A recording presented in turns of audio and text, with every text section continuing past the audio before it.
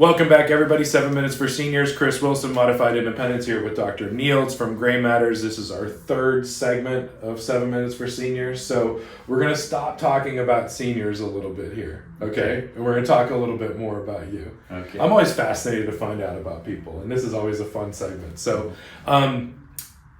what are your hobbies? Well, right now it's whatever my kids are into.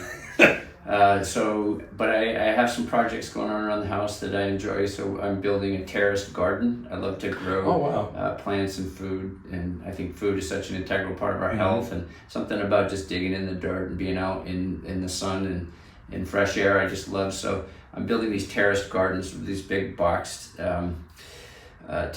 raised beds that is a lot of fun. I also I love to play sports. I haven't had as much time, but I'm a flatlander from the Midwest. I lived in Colorado. I was interested in skiing. I spent a lot of time skiing and mountain biking and things like that. So when I moved to Florida, not so much skiing here, so I got involved in surfing. Love to surf. Okay. Not very good at it, but I can get up on the board and paddle around and try to stay out of people's way. But I enjoy being out in nature and doing those types of things.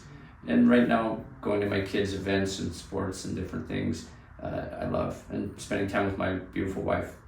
What sports are your kids into? Right now, so I've got 4 out of the house and 5 in the house. So right now we're finishing soccer season for the oldest, and he's going into track. And then the next oldest is dance. And she's trying to decide ballet, or does she want to stay diverse and do jazz and dance and all that. Yeah. And then the next 2 elementary age are also dancers.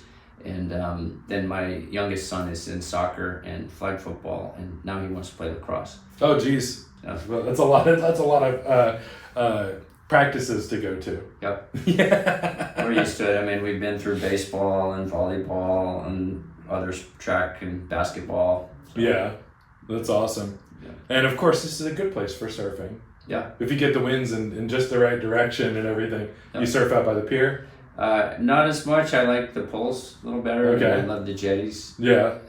That's awesome. I've got a few friends that are still surfing, so yeah. That's cool. All right, and now the other question, and this one always is fun. Something surprising about you. Besides the fact that I've got 9 kids, which I already mentioned. That's a lot of kids. Well, I didn't always want to be a doctor. I came to realize I was racing mountain bikes, and I ruptured my spleen. And I just saw the physicians, and I was fascinated by the work and how they were able to interact. I had a really good physician that was very kind and helped me kind of get through this period. And I just thought it was a very interesting job. I've always loved science, but that's how I came to my interest in medicine, was with a ruptured spleen. Oh, well, it's amazing how people find out what they're meant to do. So, you were talking about your garden. What's a vegetable that you've been looking forward to growing that you're afraid is really difficult to grow? Difficult to grow. Florida can be tough, the grubs and the worms and the nematodes. So, I rely a lot on my wife, who has a little more time to investigate these things, but we generally try to grow things that are not so difficult to grow down here. But we've had a lot of success with sweet potatoes. One of our biggest problems is keeping the birds off of our berries. So blueberries and blackberries and things like that. We've got moringa trees that we're growing citrus and avocado.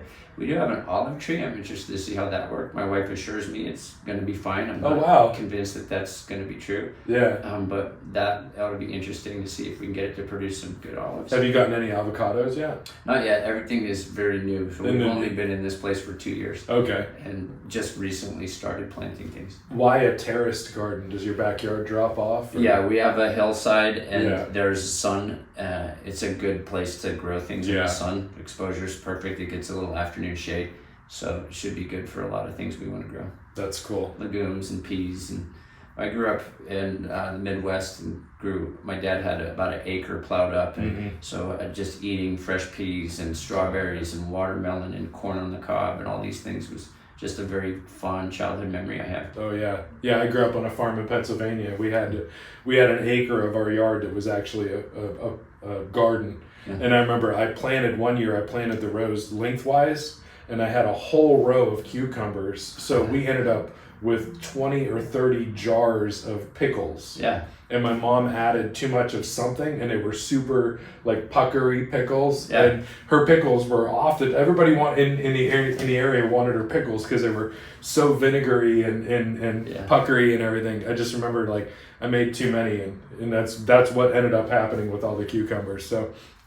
and it's funny that you say that, because I always remember as a kid, I came home from school early one day, and Dr. Andrew Weil was on. Yeah. And I still remember this to this day. He always talked about your food, your plate should have as many colors in it as possible. And to this day, when I'm making a meal, I'm trying to get as many different colored vegetables on the plate as I possibly can. I don't look like somebody who eats healthy. I just eat too much of my own food. We rarely ever eat out. I just eat too much of good home cooking. Yeah. So, you know, it's funny you mentioned that about the garden, because I'm always thinking about how do I get more colors on my plate. It's true. Eat the rainbow. You know, he has a restaurant in town. Does he really? True Food at the town center is Andrew Weil's chain. Oh my God! Now I know where I'm going for lunch. Yeah. I mean, it's moderately priced. You know, Yeah. it's $20 a plate or something, which is moderate these Right. days. But Yeah. but it's excellent. Very healthy food. Yeah. Yeah. And lots of colors. I wish I had the patience to deal with all of the critters in Florida that want to get your produce, but you know, I'll go to the farmer's market and employ somebody else to get the good stuff for me. Yeah, there's an amazing resource. I'm going to give a plug for Tim up at Eat Your Yard Jax, and he actually can teach you how to graft plants so that you have Florida rootstock that is resistant to the nematodes, and then you grow the fruit or the produce that you want, and he will give you specific heirloom plants that have been chosen for their specific flavors and so forth. And the guy's name is Tim. Eatyouryard.com. Eatyouryardjax.com. Eat Your Yard Jax. It's going to be underneath my hand. Eatyouryardjax.com. Go check it out. Yeah, it's a wonderful resource. Awesome. A timer just went off. That's our third segment. Appreciate you guys. If you haven't seen the other ones, go back and check them out. If you like the content, follow, subscribe. If you have questions, feel free to reach out to either myself or Dr. Nields. And we will see you again tomorrow.